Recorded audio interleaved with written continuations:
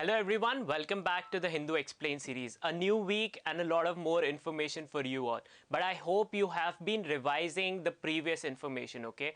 The previous topics that we have covered are part of your legacy preparation, okay? Those are things that are equally important. Just because something is a little further than the actual date of the exam doesn't mean that those issues start to become irrelevant. The part of success is to be consistently with regards to your preparation, consistently revising what you have studied in the previous week, what you have studied in the previous month, okay? And that is how only you can build up your knowledge and be clear about what you have learned, okay? With regards to important topics from the month, we'll be making a summary videos with regards to that once it's a little closer to the examination. But as of now, we suggest that rather than relying on us with regards to teaching you or tutoring you with regards to every weekly important topics, it becomes paramount for you all to start revising, okay? The idea is that if you are building this knowledge on your own, see, we are covering only the important topics, okay, things that require in-depth analysis. So there is no point us trying to filter out even more information, because the information we are providing you is already very filtered, okay? So to all the viewers, my sincere advice is that you start revising whatever you study at the end of the week. Let's say pick a day whenever you'll start revising what you have studied.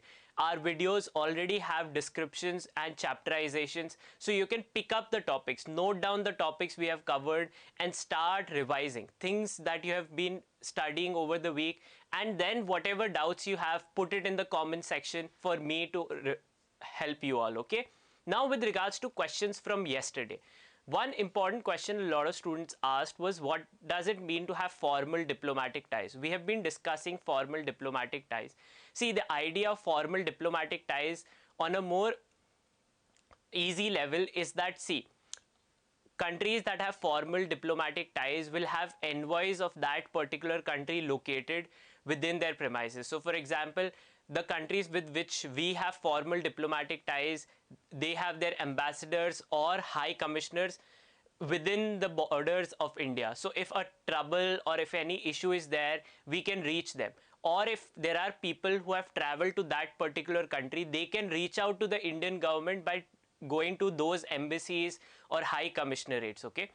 This is one essential ingredient. Another thing that happens is that countries can then realize or understand travel between those countries also becomes far more easier, okay? So that is another aspect. Now, one thing that a lot of students did ask related to this is with regards to international organizations, okay? So one of that was with regards to OIC, the Organization of Islamic Countries, and observer status. So what does observer status mean? By virtue of being an observer, that country can then attend the meetings of the summit, hear what other countries are talking, and also provide input, but not vote, okay? Or be part of formal considerations if a treaty is taking place or anything binding is supposed to take place, okay? So in summits, multiple countries will talk about different agendas, right? Or there is common agenda and they will submit their personal views on it. Now, the idea is observer countries can hear what these countries are saying or what they are discussing. This forms part of them analyzing their foreign policies and their diplomatic relations, or understanding what are the concerns of these countries on such issues, okay? That is one benefit. Now, the second benefit is that you can ideally understand with regards to, if you want to become part of this organization, if there are certain issues that are happening within this grouping and you want to be formally part of that, then you can arrive at such a decision making, okay? And that is why the observer status becomes important. Now, in organizations that we have covered over time are generally relevant, okay? Groupings, especially with which India is a part of, that becomes really important in the sense that, because that decides the concerns of India in general, okay? The second, another question that a lot of students had was then with regards to climate change and the principles that I had talked about yesterday. Now, The principle that I talked about from the 1992 Rio summit was common but differentiated responsibilities. And the Paris Agreement of 2015 talks about nationally determined contributions.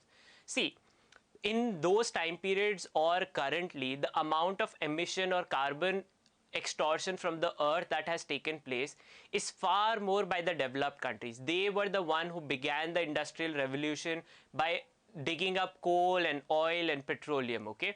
So the emissions that the earth is facing today, or legacy emissions, emissions that existed even before, let's say, India, China, Indonesia, countries that are developing at a faster pace now, started consuming more energy, right? And if you consider the data of per capita emissions, then also the developed countries are emitting far more than what the developing countries are doing, right? And back in 1990s or even now, renewable energy is far more expensive. So the Earth Summit principle talked about that because the emissions and the problem of climate change has happened because of what the developed countries started doing without having any consideration for environment. Now they want the developing countries to contribute to protecting climate, but not sharing the cost. So the idea of Earth Summit and since from 1992 was that they have to contribute or pay for countries to shift to renewable energy, because even now it is expensive. But with the Paris Agreement, because for a long time period developed countries did not want to accept their responsibility, share the burden, now all the countries are free to determine their own contributions, and there is no legacy preview or premium that they have to pay to developing countries. Okay, so that is one distinction. Another question with regards to this was, why is it known as COP 21, COP 25, 26? So the Rio summit in 1992 is considered number one. Okay, that was when the United Nations Framework Convention on Climate Change, UNFCCC, triple C's, okay, was signed, or the first summit had taken place. Ever since then, every meet with regards to climate change is considered second, third, fourth, fifth, okay? So that is how it is known as Conference of Parties and the number of that session, okay? So that is why it is named so. Now with regards to oil prices, we'll be covering an issue with regards to that today, and then I will respond to how oil prices have fallen and what is happening with regards to that, okay? Now let's dive into today's newspaper. So on the front page, on the left hand side, there is a news with regards to this terrorist that has been, for whom extradition proceedings have been going on. Thaver Rana is a prime suspect with regards to the Mumbai 26/11 terror attacks, and therefore he is under arrest in US. Okay, extradition proceedings are going on, and until then the court has stated that, see, he has to remain in custody because there is a high chance he will flight or run away. Okay, with regards to bail applications, one consideration is that you will contribute to the investigation, but if he runs away, and then the entire purpose of bail or capturing him, the time period in which he has been captured, will all be defeated. Okay, so hence the court has held that it is paramount that he remains in jail. Okay, on the right hand side, the farmer protests have intensified because the government has, the impasse has been continuing. Yesterday onwards, farmers have blocked the highway from Jaipur to Delhi also. So the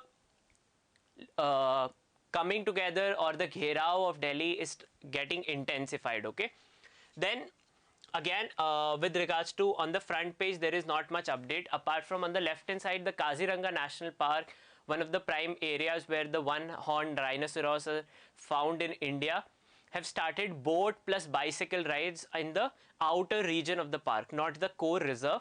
And that is it with regards to this news. Okay, for national sanctuaries and parks, what you really need to remember is their names. What are they famous for?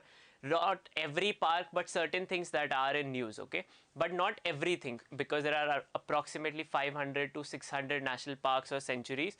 So we don't believe that everything of that is important for you all. Okay, any real update if a summit happens with regards to that? For example, yeah, last year in 2019, the CMS summit was hosted in Gandhinagar, Gujarat. So then the migratory species, things that were added in that schedule, all of them become a little important from preparation point of view. But when they are not in news, it doesn't really matter, because then it becomes too specific a knowledge. Okay.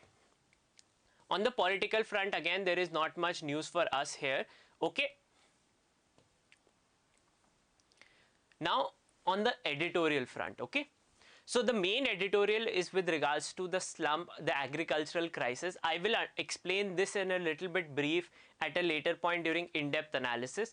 What are the other editorials talking about? So on the left hand side, dangerous impasse. This is an analysis of the impasse that has been going on between India and China, and how China is not recognizing, one, or blaming India for the impasse, and secondly, how Indian government initially had denied any of the crisis that was unfolding at the border.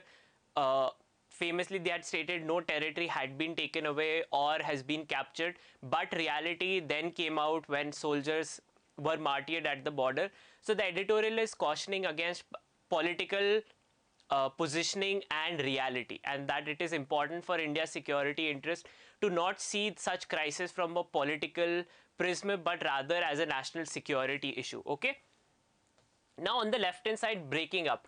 While not throttling innovation, regulators must keep the spirit of competition alive. What is this editorial relates to? It relates to an issue that we discussed yesterday with regards to lawsuits for violation of competition law against Facebook. The editorial states that how the first paragraph within this is a summary of what the lawsuits are, something that I explained yesterday, how Facebook either captures its competition or kills the competition by not providing access.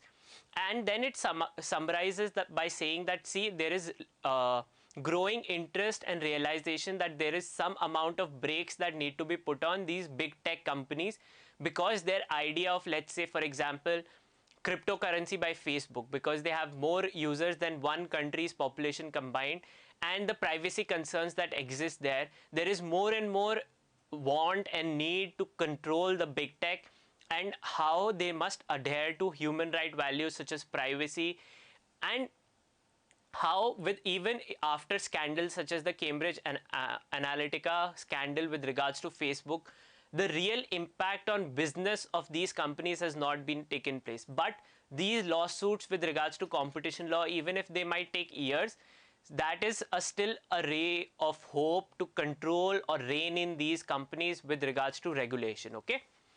It is something that you should keep in mind, give it a read, because see, these are issues that, even if not directly related to your CLAT preparation, are some things that you will study at law schools. Okay, so having knowledge of such things previously helps you not just for your CLAT preparation, but in life, for your journey as a law student in general. Okay. Now, on the second editorial, which is nursing, a sector that needs to be nursed back to health. Now, what really matters in this entire editorial is the first three lines. Okay, what are the first three lines? The year 2020 has been designated as the International Year of Nurse and Midwife. Now, who has done this? This is done by WHO. WHO's campaign for awareness is how this year has been designated. Okay, that is the most important information within this passage. The second information that you need to understand is what are midwives. Midwives in India are called ayas, right? Or for example, when there are relatives who help you, or there are helping maids, not nurse but maids who help you take care of children, young toddlers. Anganwadis, also formally known as, or informally at homes, they are known as ayas. Okay, so that is how it is recognized that this year has to be because of in raising awareness with regards to this. Then the entire editorial in general talks about how the nursing sector in India, the number of nurses in India is way less, and there is a growing need of more professionalism, more leadership roles, more career progression to be provided to nurses in general. Okay, that is something you can read. There is a bill that is pending before the standing committees. What is the bill? The National Nursery and Midwifery Commission Bill. Okay, the details with regards to bills are not concrete because it is before the committee. Okay, only when it comes out then it matters more. Apart from that, the editorial just generally says that there should be one national exam, there should be more and more nursing faculties, more and more practice practical knowledge that needs to be provided to nurses, more professional courses need to be given, upgrading of services need to be there, all of that. But there are two information that you need to know. What is 2020, the year, WHO campaign, what is it about, and then there is the name of the bill. Less important, most important is that, okay? Because see, we are going through a pandemic. WHO as an organization is the most important world body that governs it. Any campaigns with regards to this, in particular these time period, becomes equally important, okay?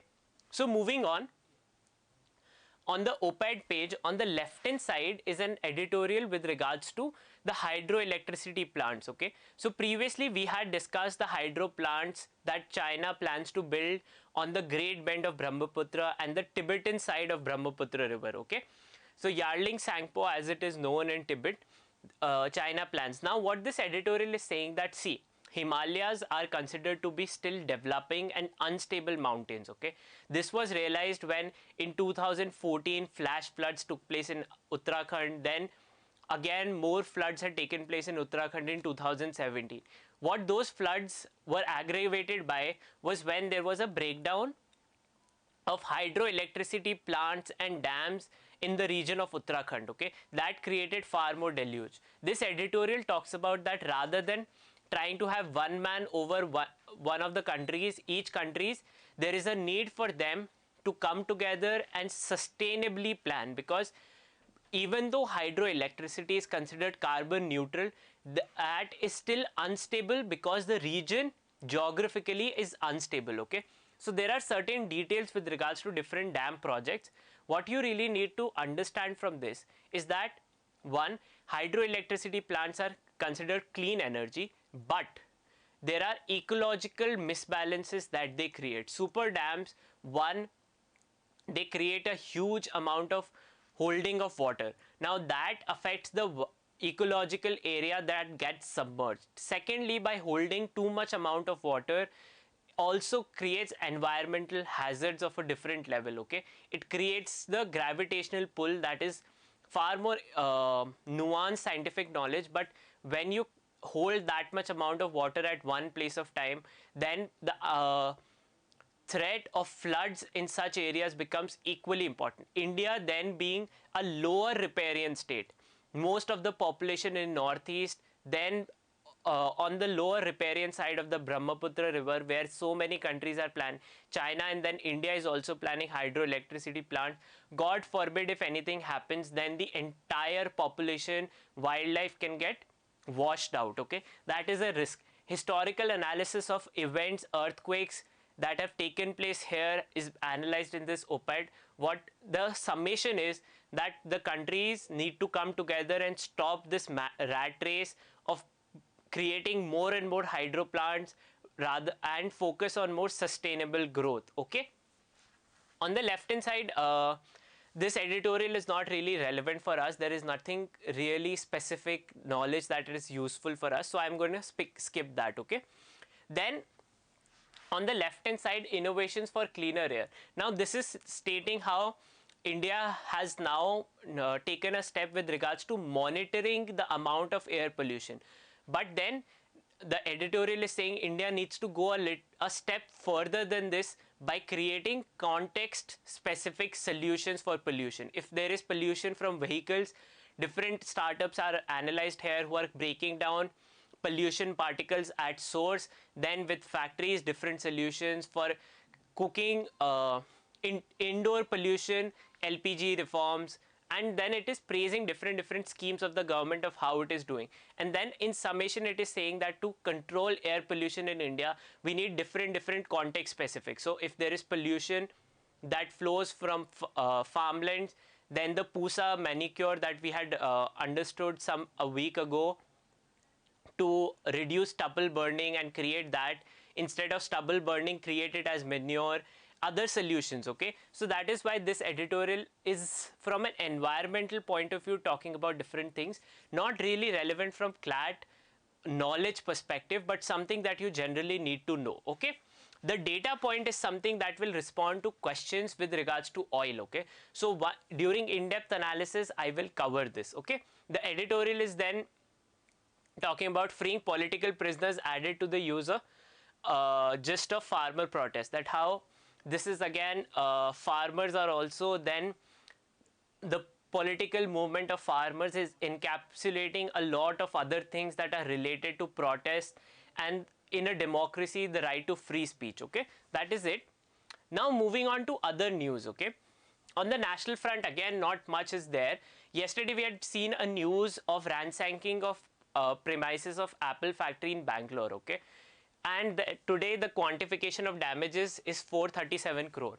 The reason why protest took place is for 3 to 4 months the salaries of workers have not been paid and they've been made to work, and yesterday their patience level tipped off, and then they had ransacked the factory in general and stopped working. Okay, now apart from that there is not much relevant news for us here. Okay, then there is updates, other things amid snowfall, 50% voters turned up for polling in Jammu and Kashmir, which is really positive that despite harsh weather, people are believing in democracy in general. Slowdown in loan sanction to struggling farmers, the ECGLS scheme is a key stimulus. This is an analysis of how there is a reform that was announced by the government to give farmers freer loans, right? But that is an analysis that this is happening less and less. Okay. Specific schemes don't really matter that much from CLAT perspective. Okay, they are purview of different examinations. Overall schemes that are big schemes such as the production linked scheme, the Atmanirbhar Bharat 3.0 package, those are things that matter more. Okay, because there are hundreds of schemes that government announces differently within a year for different sections of the society. From a CLAT perspective, for general knowledge, it's the overview that matters. Okay, so specific schemes are something that can be ignored in general. Then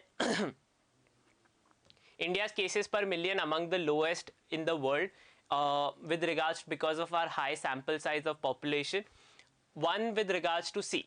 Then there is update, virus RNA found in sewage samples, says ICMR study. That means that coronavirus does get transmitted from water sources also. So if it is transmitted in sewage, if the sewage is not treated properly, and in India sewage flows into rivers, river water is used for bathing, cooking purposes, and so the virus threat can also increase from there. Okay. Then there is update with regards to how pandemic poverty spurred child marriage in Madhya Pradesh, that how because of rising poverty in the countryside during COVID, more and more people are turning towards in general towards child marriages, because that acts as a safety net for children. Now here is a different words that are explained. I think that this is something not something that you should generally keep in mind, part of your English and vocabulary. So do give this entire article a read. Okay. Now moving on.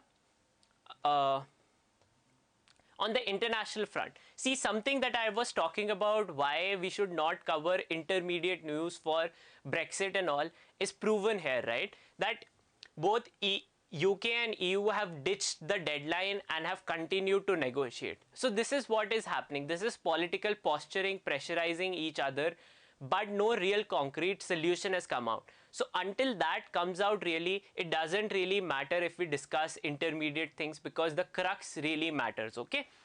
Then on the international front again, vaccine deliveries begin in US. So yesterday I had stated that 6 countries have approved the Pfizer vaccine.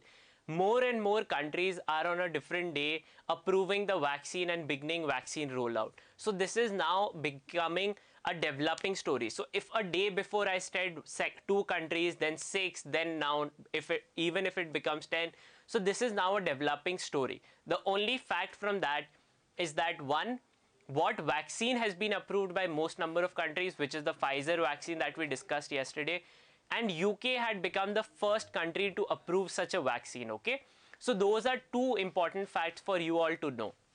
Then on the international front, yesterday we had discussed another news with regards to Western Sahara. My explanation was to you with regards to Morocco and the area they had captured and the burnt sand mountain border that they have created.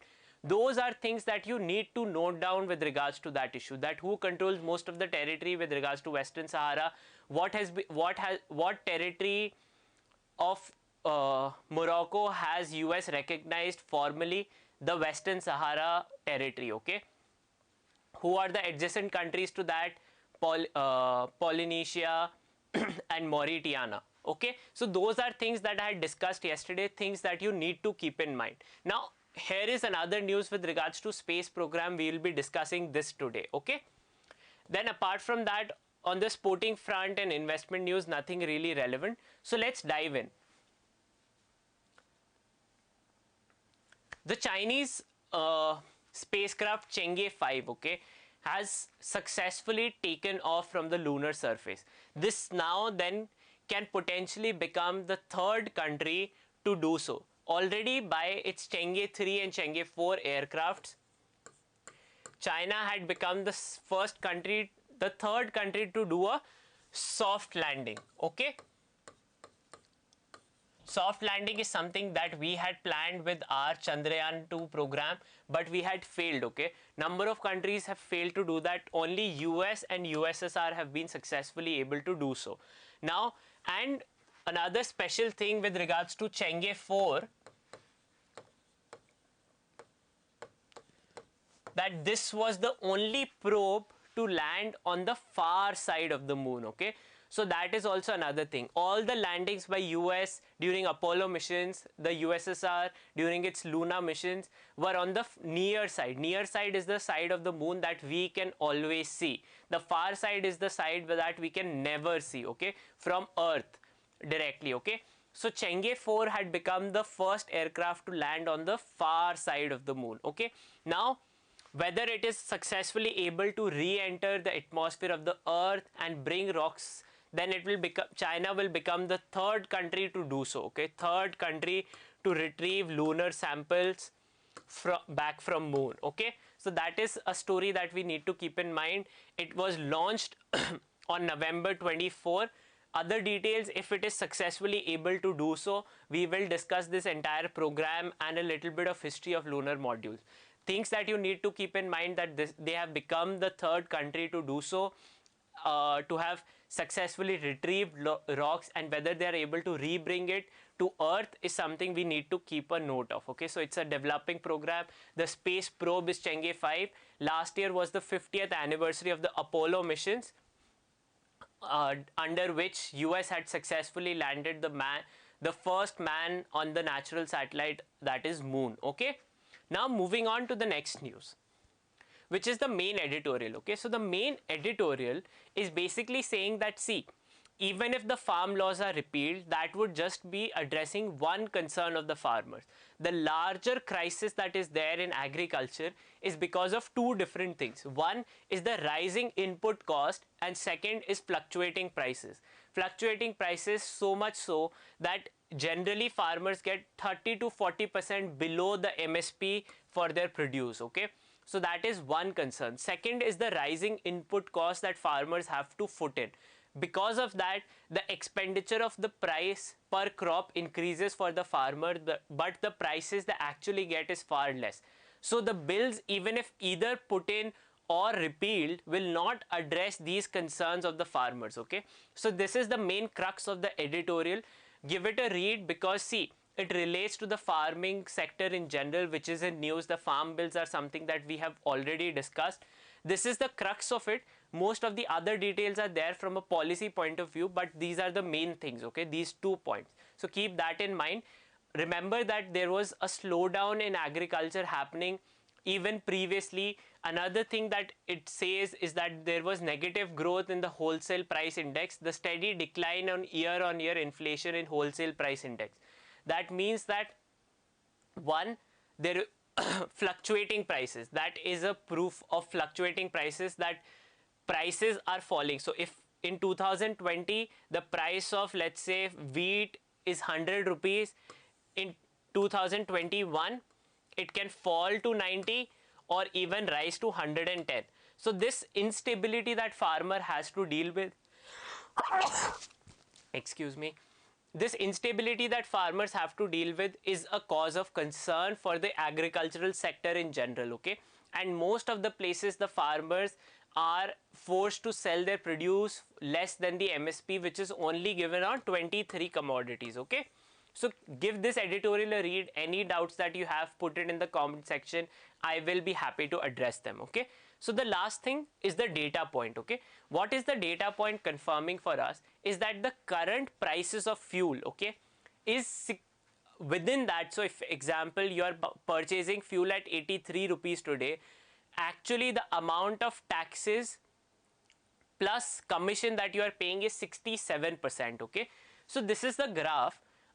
Before that, I'll address while we understand this first graph. So the blue side tells us the original crude price in the market, and the red price is the price of petrol in India over time. Okay.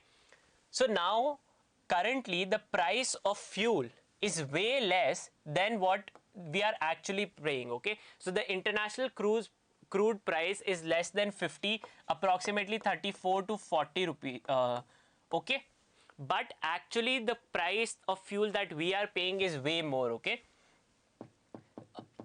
During 2013, when the price of fuel was just double. Okay. So back in 2013, oil prices had risen very high, okay, internationally, and that is how it has fueled inflation in the Indian economy, which had become a huge issue during the 2014 elections, okay, when the Bharatiya Janata Party was campaigning strongly against inflation. Okay. But even then, it was the government who was putting far more cost to cover up. The price of petroleum internationally had reached almost 120 rupees, $20, okay. But in India we were still paying 70 to 60 ki range. But today the price of crude is approximately $34 per barrel, and yet per liter we are paying far more. Okay. So that is an analysis of how today the price of crude internationally is so low, but the price of fuel in India is still very high. Why is that happening? Is because 67% of the price of a fuel is actually the taxes that the government is taking. And within that, in 2014, just before this new government had come in, the total taxes that central government was taking was 14%, which has now risen to 40% taxes. Okay. So in 2014, it was 14%. Now it has increased to 40% of the taxes on fuel are taken directly by the central government. Previously, the taxes by the states has also increased from 17% to 23%. So overall, the amount of taxes that we are paying now is 67%. Originally, that was approximately 30%. Okay. This is what the second graph is saying, that originally the amount of duties and taxes that we were paying was approximately 30% of the price of the fuel, which is now approximately 70%. Okay. Then on the left hand side is telling us how the amount of revenue that the central government is making from fuel itself, okay, is up to 20%. So 20% of the government revenue is relied on fuel taxes, the taxes they are taking from us. Okay. And for the states, that is still less than 5%. This has increased ever since. Even more and more reliance on fuel taxes has increased post the demonetization. Why has this happened? Is because post demonetization there are two factors here.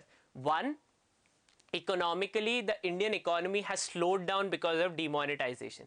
That means the amount of taxes that the government is generating from income and service, which is GST, has reduced. So the burden of government to put in revenue has relied solely on petrol. See, with regards to income tax, it is a progressive tax. Okay. Why are we discussing this data point? Is it relates to a lot of economic factors that are generally talked about for CLAT preparation. Okay.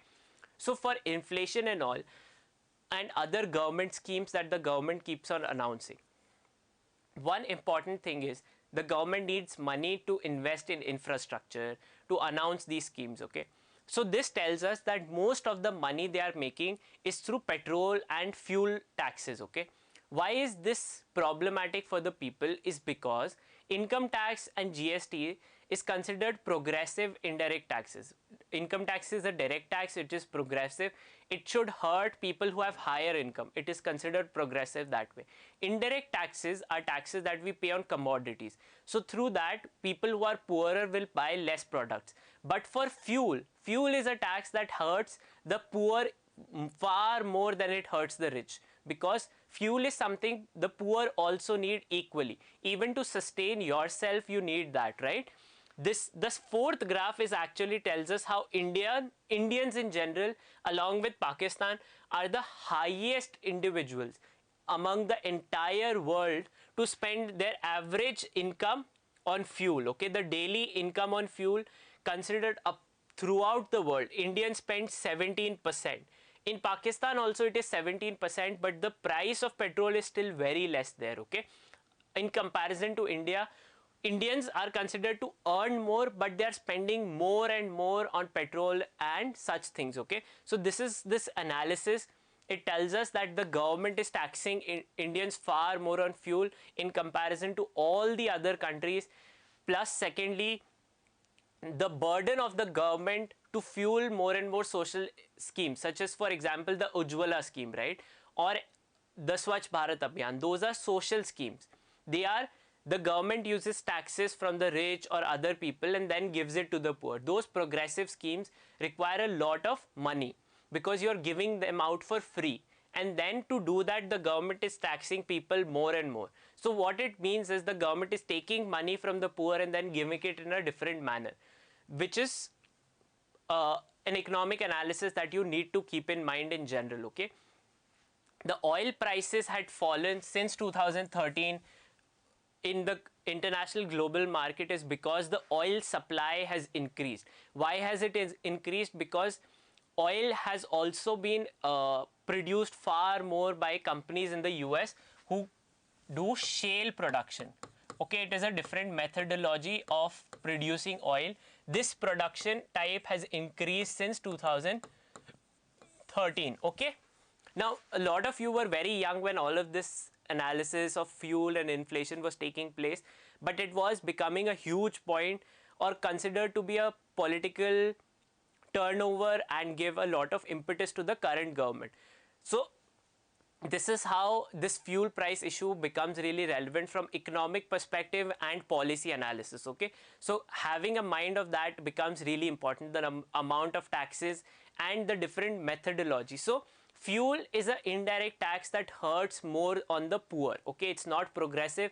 This taxation is not progressive. Okay, and that is why it has to be discussed in general for your economic policy in general. Okay, thank you so much. This is it for today. Any doubts for the farm editorial or in general what the editorial for Facebook that we had discussed today, put it in the comment section. I will be very happy to address them. Okay, so that is it from my side. If you like the analysis, give it a thumbs up and share it further. And if you are one of those who haven't subscribed to the channel, do subscribe to it. Thank you so much. Keep revising and stay safe.